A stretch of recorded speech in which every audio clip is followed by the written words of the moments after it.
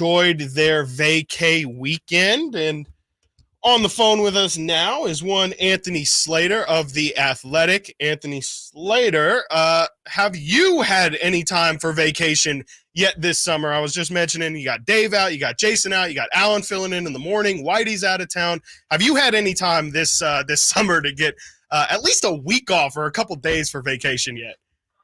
I mean, do you consider Vegas for Summer League vacation? I'm not sure. No, definitely not. I did some vacation activities there. No, not really. But part of that, I got a 1-year-old, so the jungle gym can be a vacation. No, I have not gone to a tropical location yet. Fair enough. What's up, Anthony? Brendan here. Appreciate you taking the time, man. Wanted to ask you real quick. Obviously, we're going to get into some of the Warriors stuff going on, but to start Kings here related, last season they were 14th in defensive rating. I believe that's up from 24th in the year prior and even 9th post All-Star break. And they talked about how the difference in officiating around that time, allowing them to be more physical, really allowed them to take that next step. And you saw a lot of different guys embrace that. How much do you believe that there will be that isn't fool's gold and that even potentially that will still be allowed, that level of physicality?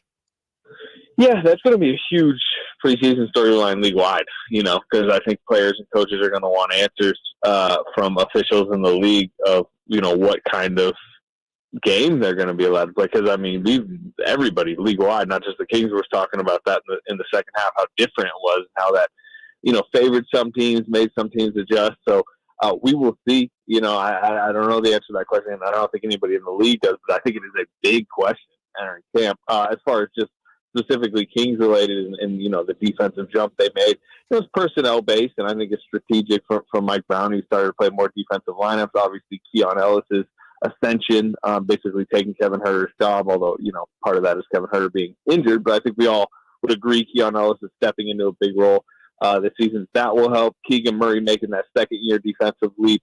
Does that continue into the third year? There's a bit more defensive personnel being used by the Kings, and if there's more physicality allowed, and we know the head coach is going to lean that way with his decision making. So I think there's a level of optimism that they can at least be league average, but I just don't think they have the personnel, particularly in the interior, to get much above league average.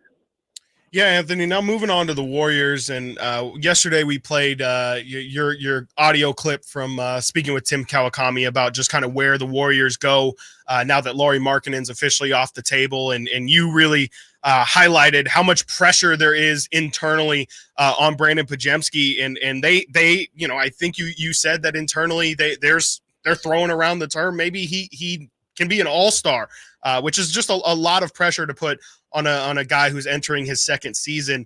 Where do you think he needs to improve most as a player if he is going to reach those kind of heights? Well, one thing I will say about Brandon Podziemski, nobody believes he's going to be an all-star more than Brandon Podziemski believes. So it's not pressure that will get to him in a sense of he thinks the Warriors made a great decision not to trade him. He does believe in his upside. It's part of what they like about him, an extreme, genuine level of confidence. And, again, I said it on the podcast you're mentioning, but, I've had conversations with him of kind of doubting, about how I've doubted him in the past. I didn't necessarily like the draft pick when they made it. I didn't think he was going to break into the rotation year one. His first college coach in Illinois, Brad Underwood, didn't think he was very good, clearly, so he transferred to Santa Clara. Nobody thought he was a first-round draft pick, and then he busted through at the combine and in the pre-draft process. So he's a guy every step of the way that continues to, prove doubters wrong. I still, at this point, would be a doubter in his long-term offensive ceiling and scoring ability to get to that all-star level. But I can't say that he won't, because I'm kind of tired of saying that he won't do stuff. As far as the pressure that's on him, look, they're going to really need him to I would say be maybe their fourth, fifth most important player. And he kind of was last year. He was their best plus minus guy. He was their second best rebounder. He just provides a level of winning value. Now, can he scale up? We'll see. But the truth is, I think sometimes we're having the conversation of can he scale up? Can Kuminga scale up and get them to fringe contention? The answer is probably no, but like that's just like I don't think they're a contender next year. Like I'm not going into the season picking them to be a 3-4 seed. I'm picking them probably to be, ceiling 6 seed, fringe play-in. And maybe that's disappointing. But the one thing I will say that we've learned this summer, they tried to use some of their draft picks and some of their young guys to get Paul George. They would have been willing to do it for Lauri Markkanen. They weren't willing to throw everything for Lauri Markkanen, but they would have traded picks and some of the young guys, which means they're a willing buyer entering the season. And trades don't stop now. Trades can happen in the next couple of months, but really can happen come December, January, February. I think they will be a buyer. And I think the Kings, still have a level of draft capital that they didn't use to get like a Lauri Markkanen and Brandon Ingram. So you can improve teams at the deadline, just like we saw with Dallas.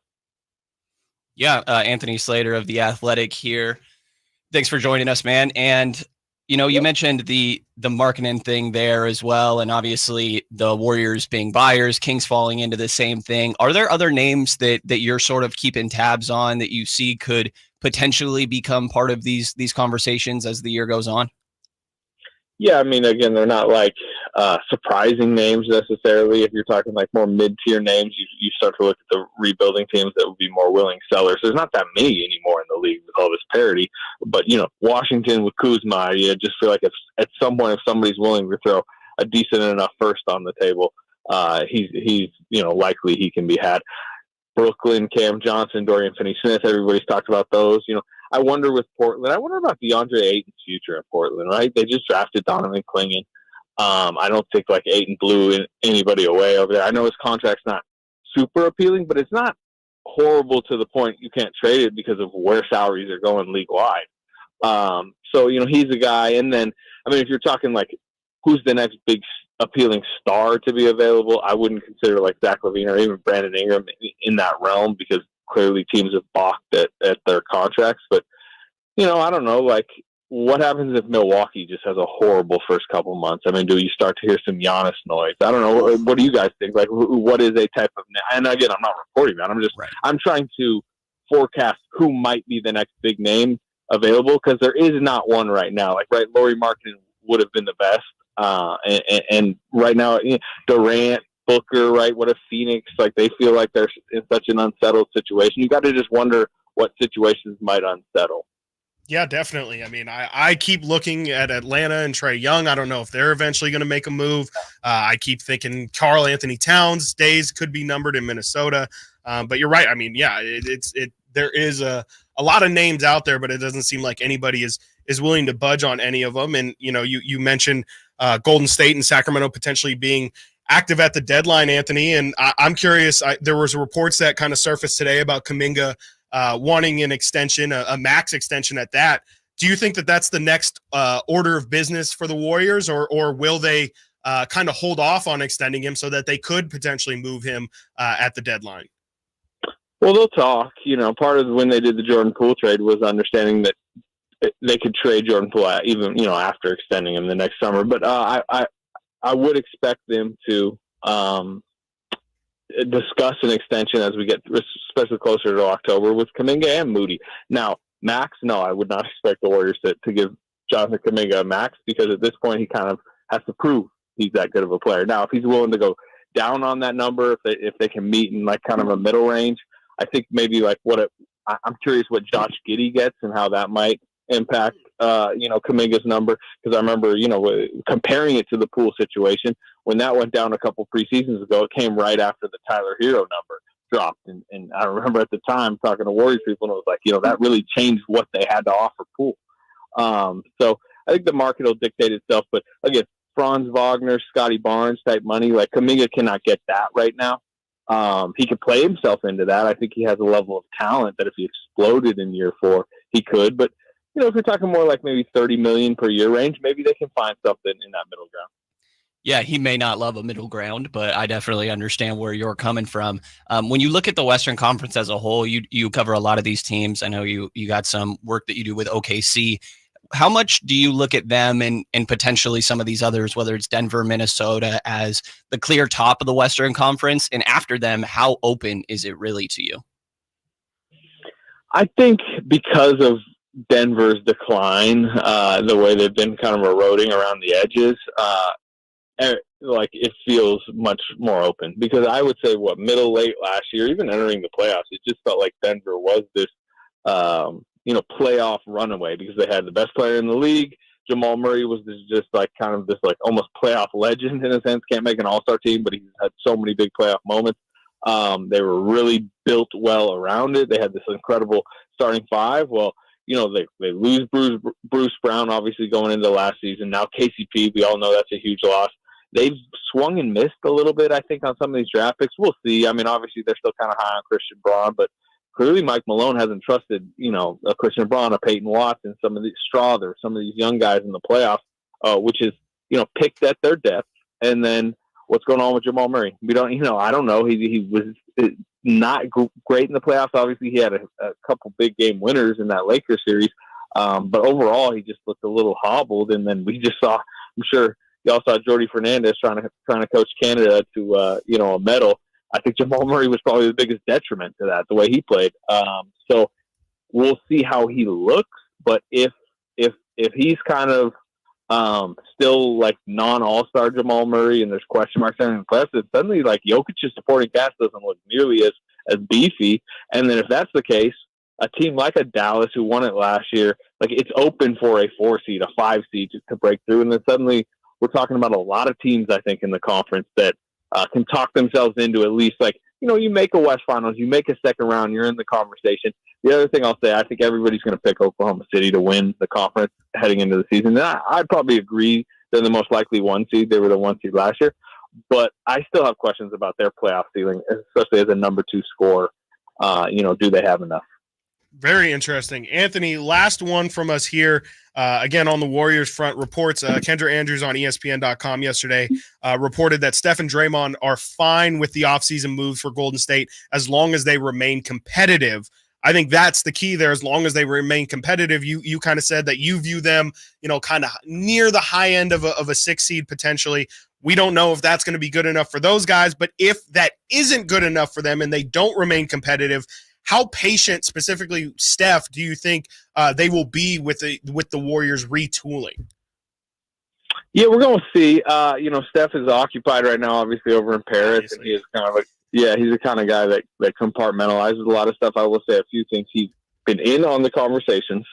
Like he may not be as public with the way other stars around the league can maybe try to like manipulate their front offices, but like he's like him and Mike Dunleavy talk about all the options. They were him and Draymond were trying to get Paul George. They were obviously in on the marketing conversation, so he knows what's going on much more than we do, really. And he has 2 years left on his deal. I think once he gets back from Paris, he is going to take a little bit of time, and he has a decision to make on if he wants to tack an extra year on his extension.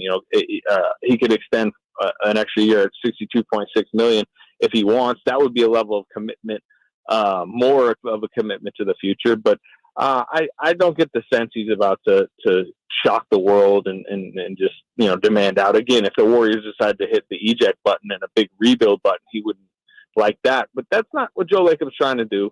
They, again, as we were talking about earlier, they've been willing to trade the picks, to trade at least a young guy or two to try to get better. And Steph knows that they can do that into the season. He'll be in on those conversations. And honestly, pressure's on them a little bit, I would say.